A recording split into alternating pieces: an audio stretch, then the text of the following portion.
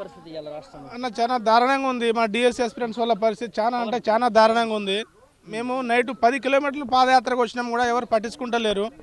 ఒక్కొక్క చిన్న హీరోలు చిన్న చిన్న ట్వీట్లకు రిప్లై ఇస్తారు ముఖ్యమంత్రి గారు, ఉప ముఖ్యమంత్రి గారు. కానీ మా గురించి మాత్రం పట్టించుకుంటలేరు. వాళ్ళు అనుకుంటున్నారు ఒక ప్రెస్ నోట్ ఇస్తే వీళ్ళు ఆగిపోతారు, వీళ్ళు భయపడతారు, ఎవరి పని వాళ్ళు చూసుకుంటారని అనుకుంటారు. కానీ ఆ పోస్టులని నోటిఫికేషన్ నువ్వు ఫిల్ చేసి ఎవరు ఉసురు పోసుకుందాం అనుకుంటున్నావు, ఏం చేద్దాం అనుకుంటున్నావు? నేను వాళ్ళు అనుకునేది ఏంటంటే వీళ్ళకి ఒక ప్రెస్ నోట్ ఇచ్చేస్తే వీళ్ళు ఆగిపోతారు, ఏ ధర్నాలు చేయరు అనుకుంటారు. కానీ రేపటి రోజు ఖచ్చితంగా ఇంకా దారుణంగా ఉండబోతుంది. నేను చెప్తున్నా, తెలంగాణలో ప్రతి ఒక్క రాజకీయ నాయకుడికి, మంత్రికి, ముఖ్యమంత్రికి చెప్తున్నా నేను, రేపటి రోజు మాత్రం ఖచ్చితంగా దారుణంగా ఉండబోతుంది. వీళ్ళు ఇక్కడితో ఆగిపోతారు అనుకోదు, మీరే బాధపడతారు ఖచ్చితంగా చెప్తున్నా నేను. ఈ 7 నెలల్లోనే ప్రభుత్వం వచ్చిన 7 నెలల్లోనే ఏంద్రే మా గవర్నమెంట్ ఇట్లా కూలిపోతుంది అని మీరు తలలో బాదుకునేలా మేము నిరుద్యోగులు చేయకపోతే మా నిరుద్యోగులు సవాల్ ఇసురుతున్నాం. మేము ఖచ్చితంగా చెప్తున్నాం. ఇంటింటికి తిరిగి మేము ఓట్లు వేయించినామన్న కాంగ్రెస్కి. టీఆర్ఎస్ గవర్నమెంట్లో కూడా ఇదే పరిస్థితి. డిఎస్సి వాళ్ళది నోటిఫికేషన్ లేదు. ఆ ఉన్న ఒక నోటిఫికేషన్ అదొక కళలా వచ్చి వెళ్ళిపోయింది. అందులో పోస్టులు లేవు. టీఆర్ఎస్ 10 సంవత్సరాల గవర్నమెంట్లో డిఎస్సి వీళ్ళైనా వచ్చి మనం మార్పులు చేస్తారంటే వీళ్ళు టీఆర్ఎస్ కంటే వాళ్ళ గవర్నమెంట్ కంటే వీళ్ళు ఇంకా దారుణంగా ఉన్నారు.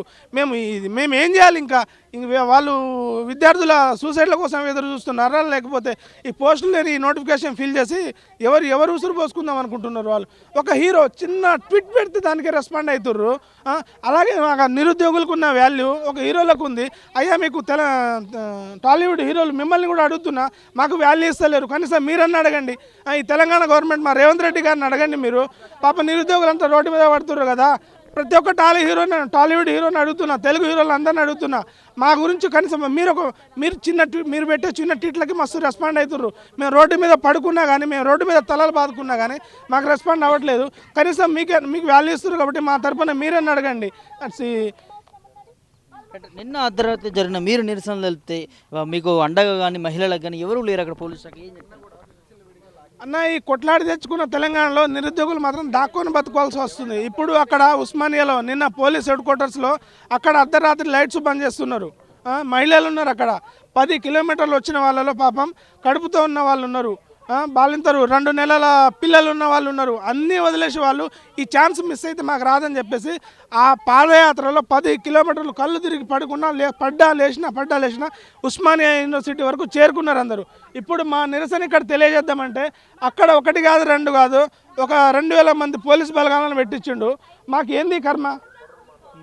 అక్కడ ఉస్మానియా యూనివర్సిటీలో ఇప్పుడు మీరు లైవ్ చూసే ఉంటారు. మీరు అక్కడ 2000 మంది పోలీసు వాళ్ళని అక్కడ మేమేమైనా మర్డర్లు చేస్తున్నామా, మేమేమైనా మానవంగా చేస్తున్నామా, లేకపోతే మేమేమైనా ఈ దొంగతనాలు చేస్తున్నామా? మాకెందుకు ఈ శిక్ష? మా ప్రాబ్లమ్స్ మేము తెలియజేసుకుంటున్నాం. మాకు ప్రిపరేషన్కి తగిన సమయం అడుగుతున్నాం. దానివల్ల మీకు ఒరిగేదేముంది, మీది పోయేదేముంది? మీరు నిరుద్యోగులను ఇంత బాధ పెట్టి మీరు ఈ గవర్నమెంట్ని ఎలా ఫామ్ చేద్దాం అనుకుంటారు? మా నోటిఫికేషన్ మీ మేనిఫెస్టో చూసి మేము నిరుద్యోగులు గెలిపించుకోవాలనుకుంటే గెలిచిన వాళ్ళు మీరు మమ్మల్ని ఇంత బాధ పెట్టి మీరు ఎలా సుఖంగా ఉంటారో మేము కూడా చూస్తాం.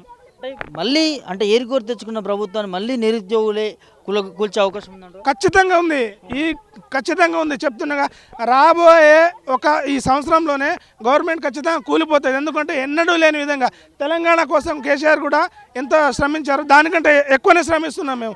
అయినా న్యూస్ ఇది స్ప్రెడ్ అవుతుంది కానీ ఒక్క రాజకీయ నాయకుడు కూడా మళ్ళీ మన ఈ నిరుద్యోగుల కోసం ఫైట్ చేసిన వాళ్ళు బల్మూరు వెంకట కానీ, తిరుమల మల్లన్న కానీ, రియాజ్ కానీ వీళ్ళందరూ కానీ అప్పుడు మస్తు చిన్న వాటికి లైవ్లో ఫోన్ చేసి తిట్టేటోళ్ళు.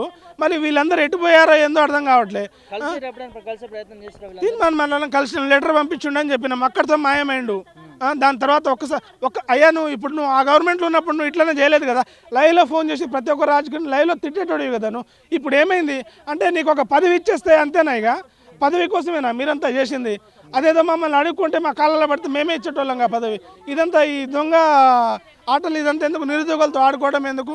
మేము అడిగేది ఏంది? జస్ట్ ప్రిపరేషన్కి మాకు సమయం ఇవ్వమంటున్నాం.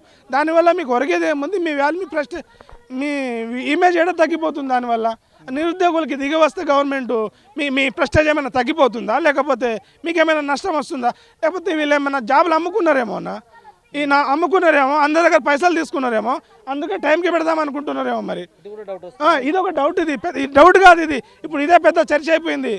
ఏంటంటే వీళ్ళు జాబులు అమ్ముకున్నారు, టైంకి పెట్టకపోతే పైసలు ఏమైతే మొత్తం బదనాం అవుతామని చెప్పేసి ఇది ఒక పెద్ద న్యూస్ అయిపోయింది ఇప్పుడు. అందుకోసమే పోస్ట్ పోన్ చేస్తలేరట.